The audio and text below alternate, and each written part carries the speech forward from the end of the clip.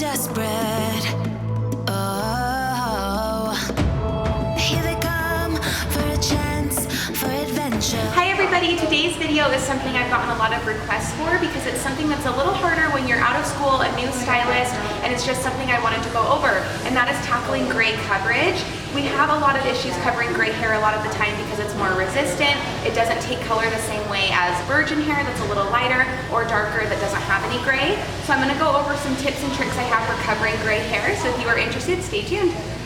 Okay, so this is our before, and as you can see, my cute grandma is 100% gray. She comes in pretty white, which if she was white blonde, she'd love it, but she's not, so we want to fix those roots. So what we are going to be doing is, since her hair is pretty resistant, since it is 100% gray, we want to pre-soften her cuticle. So I am just going through on her hairline and around her face and applying 20 volume by itself.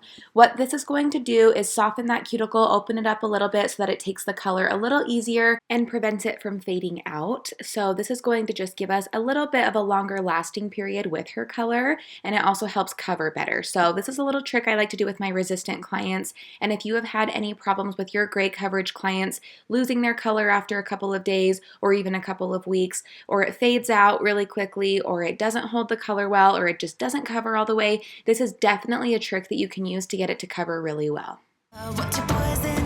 What's your pleasure?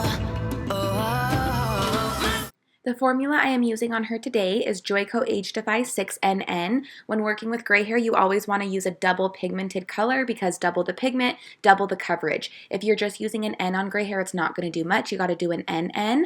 And then I'm also adding in the 7NA as well because we are mixing with 20 volume, and her hair does pull a little gold. So if I were just to do the 6NN with the 20 volume, it would be a little too warm for my taste. So I'm adding in a little bit of that 7NA to help neutralize the tones, since 20 volume is going to lift a little bit, but the NN is going to give us the coverage we want, and the NA will give us the tone we want.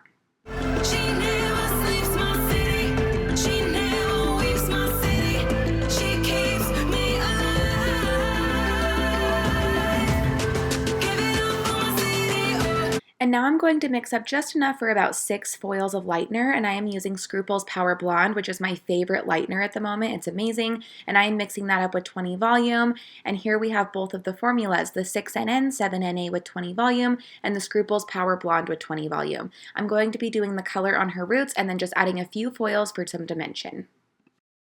So I am just going in and applying that color straight on top of the 20 volume that has been sitting on her hair for about 10 minutes. You don't necessarily need to wash it out because it's just 20 volume. 20 volume is also in our color mixture, so it's not going to do much else rather than help the color.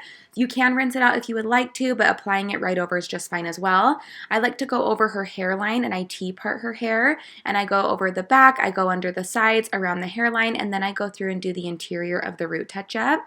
So as you can see here, I'm now doing the bottom, and I only go through her ends about every other time. Today I'm just doing a root touch-up because the color on her ends has actually stayed pretty well, and we don't like to go too dark with her, so I'm just doing the root touch-up to match the ends, and then we will foil the top as soon as we are done with the root color.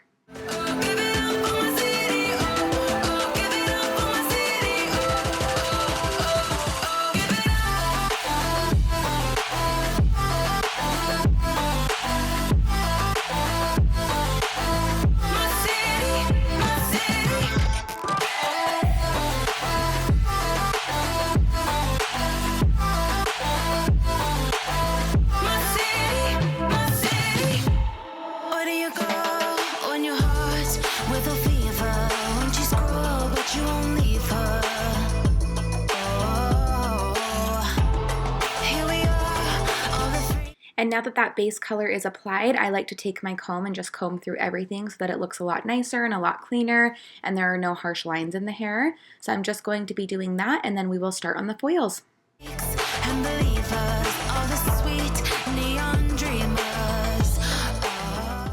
So I usually only do 5 or 6 foils throughout her mohawk area. She likes to be about a level 6, 7 with just a few pops of dimension in there to break it up, so that's what we are doing. Her base color is already on, and so I am just foiling around that. I'm not necessarily going up and touching her root with the bleach. I'm just feathering into that base color, but as you guys know, bleach does eat through color, so even if it does touch that color, it's going to be totally fine. This is just a really nice way to make sure everything gets covered efficiently. I used to do her foils first and then color around it, but I felt like I was always missing some spots where the foils were or where the color was supposed to go by the foils, and I just feel like this is a more efficient way to get it done.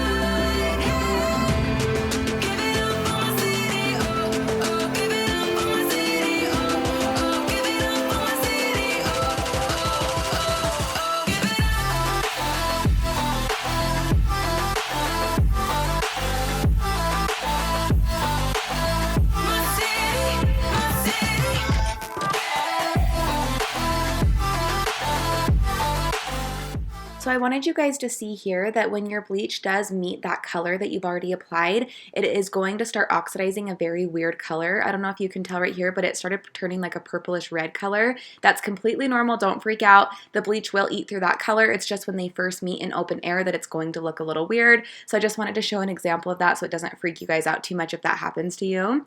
So she processed for 35 minutes at room temperature. My rule of thumb when doing gray coverage is add 15 minutes to the developer you used. So if you used a 20 volume developer, 35 minutes would be your processing time. If you had used a 30 volume developer, 45 minutes would be your processing time. This is a trick I learned in hair school, and it's something that's always worked for me, so that's just what I do. So I am not doing anything to tone her. I am just doing an Angel Wash and an Angel Rinse by Kevin Murphy.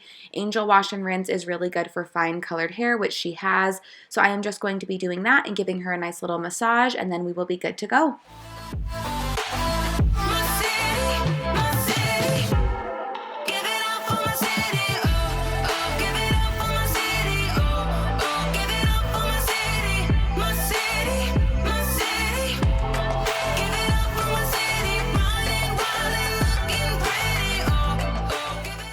She is now all dry, so we're going to give her a nice little blowout. We usually cut her hair too, but we actually decided we are going to grow her hair out into the cutest little A-line bob, and we may even put extensions in her. I'm so excited, so stay tuned for a video on that because I will totally do it if we decide to do that.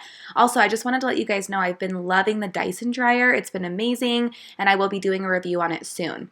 So here's the before and after, 100% gray to 100% covered. This turned out so amazing. You can see that it covered really well, and then we just have the pops of those soft highlights in there. Let me know if you guys learned anything. Let me know if you have any other tricks for covering gray hair as well. I hope you enjoyed this video in the beauty school series. Thanks so much for watching, you guys. Have a good day.